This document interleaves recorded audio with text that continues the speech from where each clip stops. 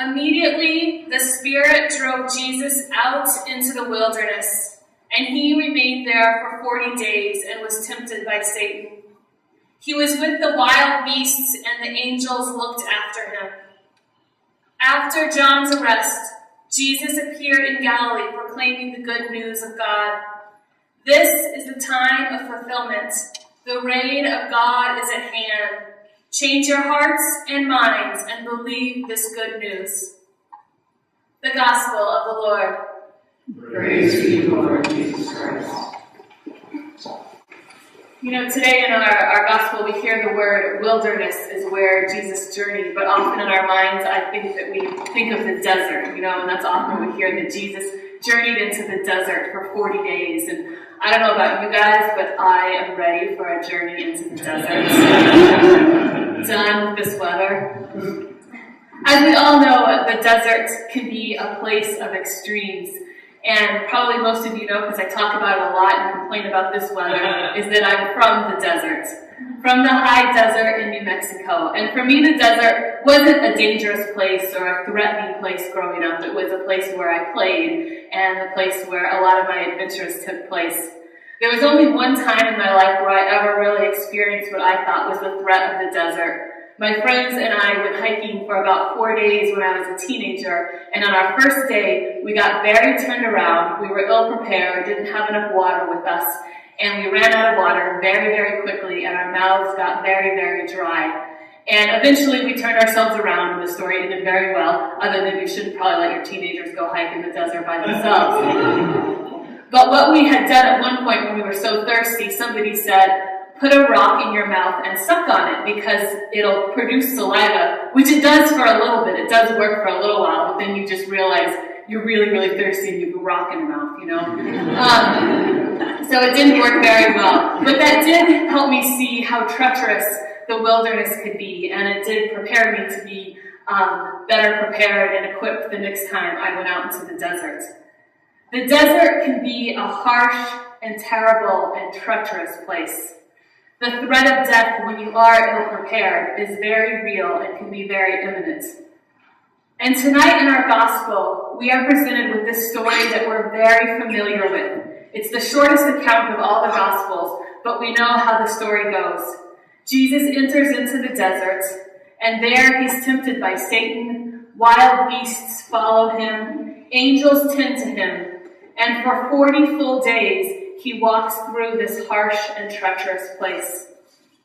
And tonight we also begin our yearly journey that we're all very familiar with, Lent.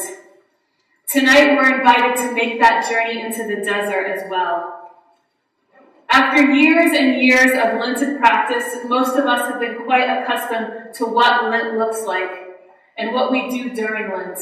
We give up something, or we do something extra, or maybe a combination of the both. Lent often seems to be about us striving to become better people. Let's prove that we have the willpower, or that we're faithful enough, or that we're Christian enough to go without sugar for 40 days, or suddenly start becoming patient after years and years of being impatient. I don't know about you guys, but for me, Lent was a lot easier when I was a child.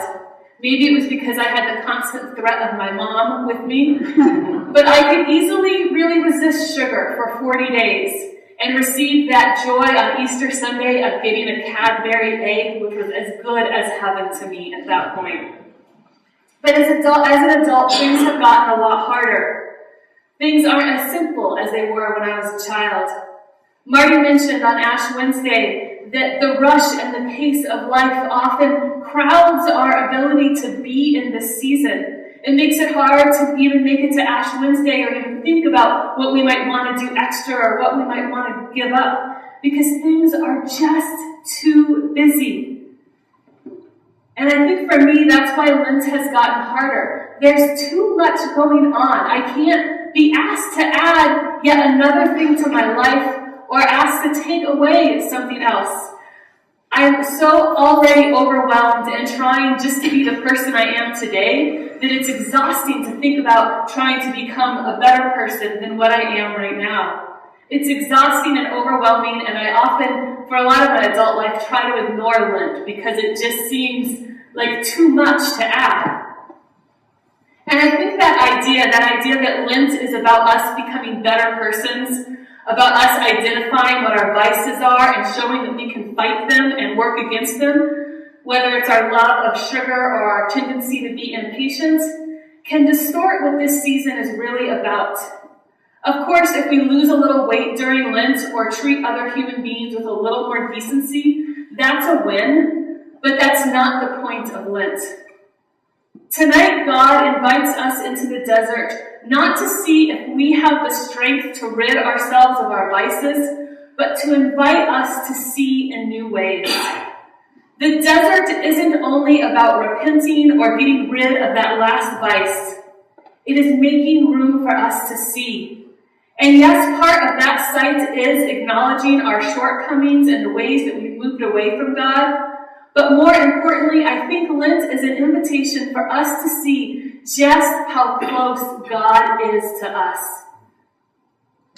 I found the following reflection about what it means to be in a desert during Lent. It goes like this.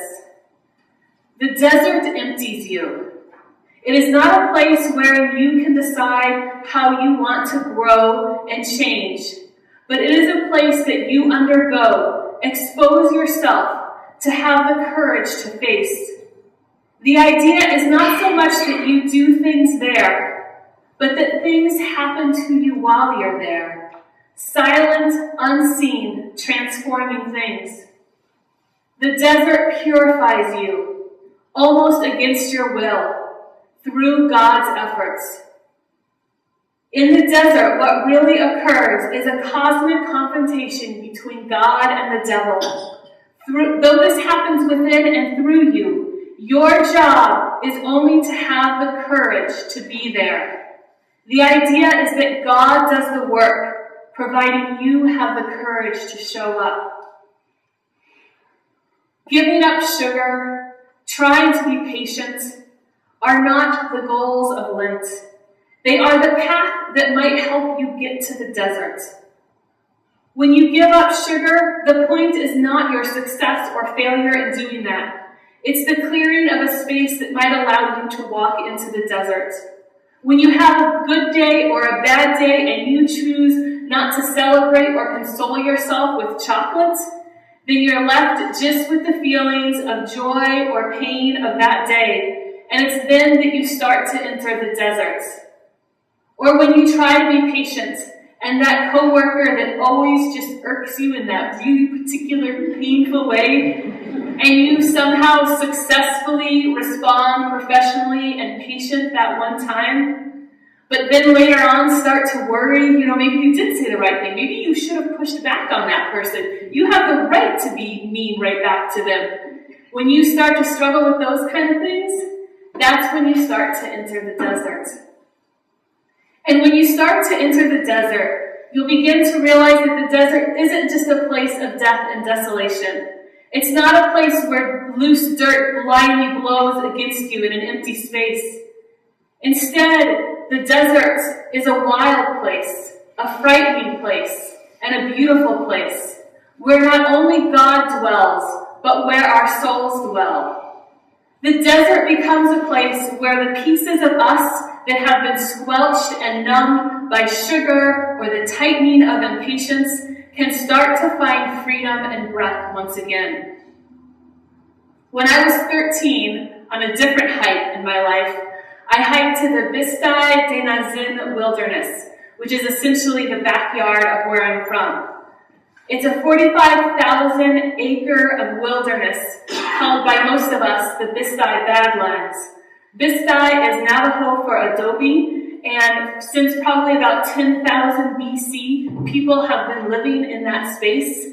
And Denazin means crane in Navajo because that space was a riverbed right beside an ancient sea that used to cover the majority of New Mexico. And there's fossils of full cranes all over that place, along with all kinds of other fossils. It's one of the most gorgeous and starkest places I've ever had the privilege to hike. And for most, the Bistai is an uninhabitable place.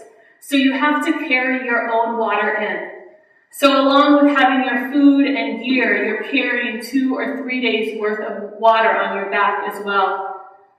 But for me, I remember those first few days or the first few hours of going into the desert and being, this little 13-year-old girl stooped over with all the water and everything on my pack. And what it meant when we finally set up camp that first night and the things that we saw in the desert. Dry lightning arcing over the sky, sunsets filled with every single color you could possibly imagine, ruins of past civilization that were hidden and suddenly just appear before you, wild horses that knew of secret water that made it possible for them to live out there would run past us. The desert is a harsh and a terrible place, but it is also a wild and beautiful place. And we are being invited, just like Jesus, to gather what we need, leave behind what we don't, and go out and hike within it. Because in the desert, yes, the devil resides, and yes, wild beasts will follow us. But there too, in the desert, God dwells, and there God's angels tend to us, and there in some way our soul finds a space to dwell. Our beautiful, wild souls that are so often squelched and numbed by the busyness of this life, by sugar, by our egos, by smartphones and traffic jams, find a space to be. If this Lent you successfully resist sugar for 40 days, or somehow miraculously are patient with every single person you interact with, then celebrate and consider it a success. Eat that Cadbury egg on Sunday morning, Easter Sunday morning, and enjoy it. But if you still eat sugar every single day for the next 40 days, and if you still find your temper boiling within yourself each and every day, don't beat yourself up. Neither of these things are the point of Lent. The point is, did you take a step that day? Did you walk into the desert? When you successfully didn't eat chocolate, even though you had a really, really terrible day, what did it feel like? Where was God in that moment? How did you find consolation? How were you soothed? What happened inside of you? And if you try to be patient but find yourself blowing up once again, why? What happened? Where was God in that moment? How did you calm yourself? Where was God in that? Lent is not about our success or our failure. It's about our courage to walk into the desert. And so tonight, let's have the courage to take a step into the desert. And let's choose to do it together so that we don't have to walk into that wild place alone. And let's remember that it's not about us necessarily doing anything. It's not about us successfully fighting off a vice or strengthening our character. It's about us finding a comfortable place to sit, kind of like Cynthia had mentioned, that chants are this rhythm that allow us to just sit and be in that rhythm. That's kind of what we're supposed to do in Lent. Find a place to sit in the desert. Allow God to do God's work. Look into that wild, beautiful desert and see that that is your soul. So that one day we may journey out of the desert, wild and free, proclaiming just as Jesus did, the kingdom of God is here, right in our midst.